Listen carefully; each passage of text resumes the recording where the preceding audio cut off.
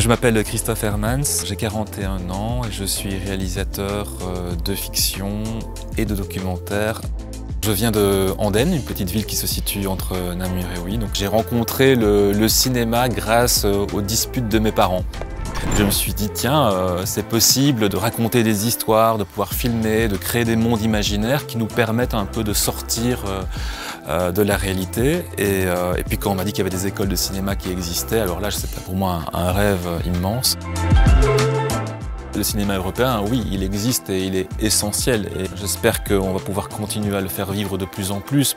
Ça montre les réalités du monde et il est important, c'est des questions sociétales, sociales, humaines, politiques. Un même thème pourrait être abordé dans différents pays et ça c'est très intéressant. Ça ouvre des fenêtres, des pistes de réflexion.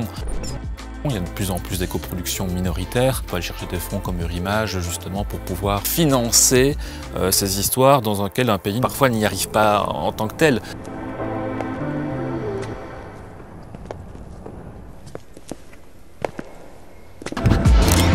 Déjà moi ici c'est ma deuxième maison. Il n'y a pas 3 jours où je viens pas ici. Je découvre des films que je ne verrai peut-être jamais. Le cinéma Les Grignoux justement permet à ce cinéma de vivre et de voir en version originale.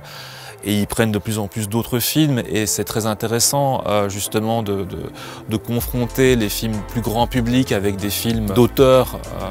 Évidemment, les films grand public font vivre les films d'auteur parce que si une salle ne se remplit pas, ben effectivement, il risquerait à disparaître. Ça permet justement d'ouvrir le regard, le champ de vision, d'aller vers ce cinéma pluriel. Ici, quand on fait des avant-premières d'un film belge, c'est toujours complet. Je pense que le travail justement que les Grignoux font, d'aller dans les écoles justement pour les pousser à venir voir ce cinéma, on est en train de changer les mentalités progressivement, on essaye en tout cas.